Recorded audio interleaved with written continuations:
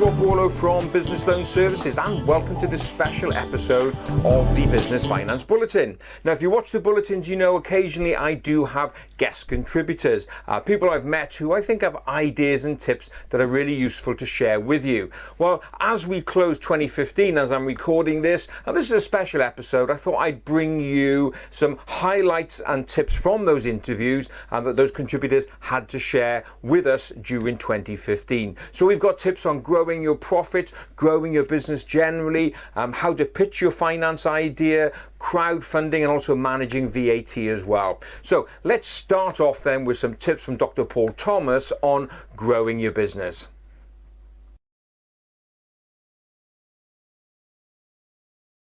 I think for me, growing companies, it's all about relationships.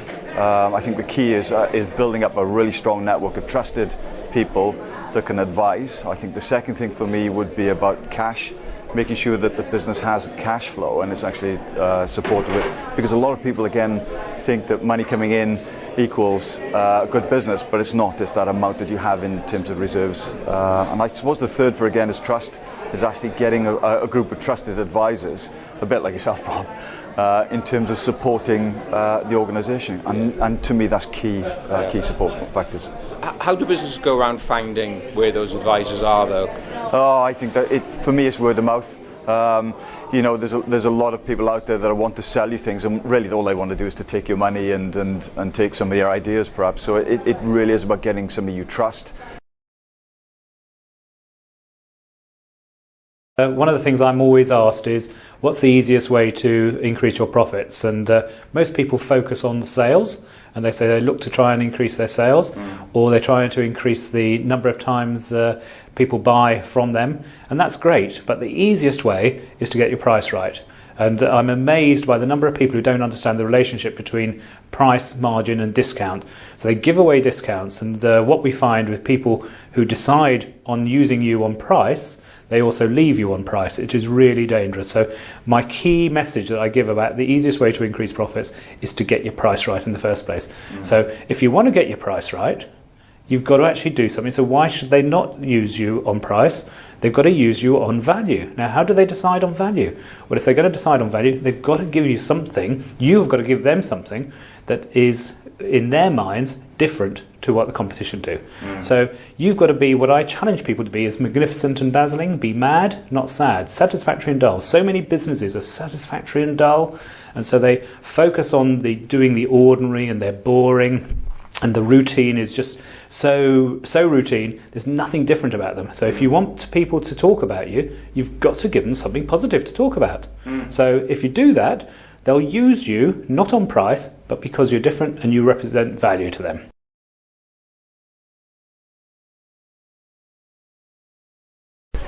Yeah, well, it's really interesting, Rob, that definitely in order to get organisations to think more enterprisingly, we do need to get the staff on board with this. And organisations that struggle tell me that one of the biggest problems is that their staff don't come forward with the ideas, the enterprising thoughts and ideas. They need to consider this. Enterprising ideas are about three key areas. One is finding a new way of doing something that you've already been doing, but doing it in a better way. Finding a way of bringing in more money for what you already do, or starting something completely different that you've never ever done before. Now, all of those things really need staff to come up with ideas, and when managers say to me, well, the staff don't come up with ideas, actually the staff often have got the ideas, they just haven't come forward with them. What you tend to find is that the staff have either tried before, either at your workplace or another workplace they've been at, and they've sort of been rebuffed. People have sort of said, oh no, not here, we don't do that. So you need to encourage them and let them see that if they come forward with ideas, that they will be embraced, they will be encouraged, and they will be helped to make them sort of come to fruition.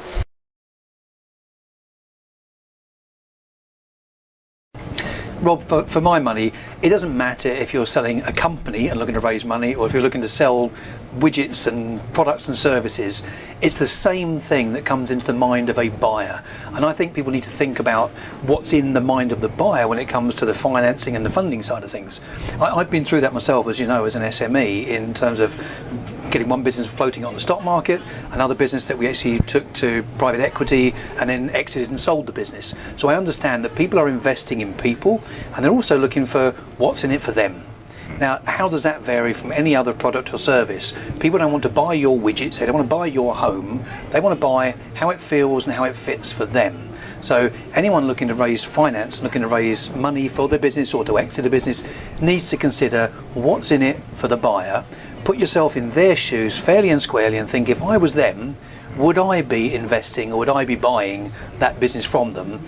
If so, why would I be doing that? And it's just a very straightforward case of putting together the benefits versus just the features, and doing it with courage and conviction, honesty and a smile. Yeah.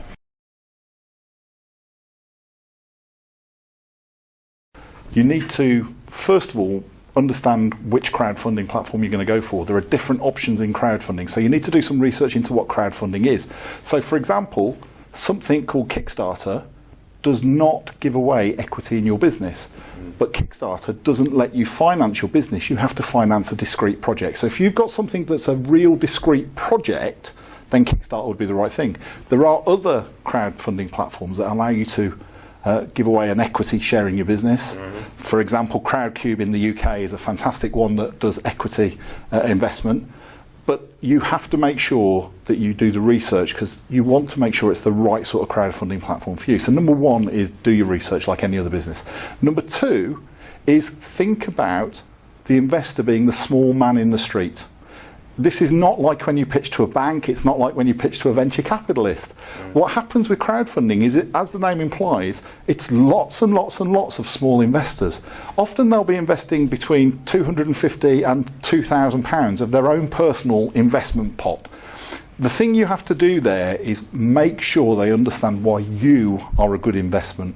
So just like when you're preparing any other business plan, you still have to cross the T's and dot the I's. Crowdfunding is not a platform for people who want to wing it. You have to be prepared to answer hundreds and hundreds and hundreds of questions from people. So you've got to be prepared for all the questions that you're going to get from all these small investors who might see your thing as the next best thing.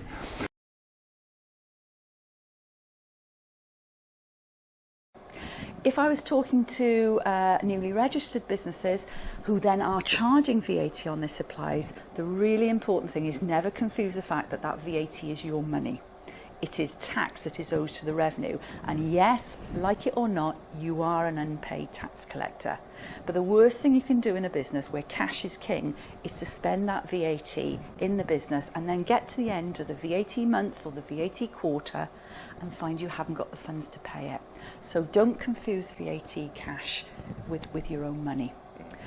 And fundamentally for any business, I suppose it's record keeping and maintenance and getting access to information that will keep you up to speed. That does change. We've seen some major changes on technical digital services online from the start of this year, which has caused a huge amount of problems. If you're on Twitter, look at the hashtag #VATMess or #VATMOS, and you'll see the sort of problems that small businesses are facing in that area.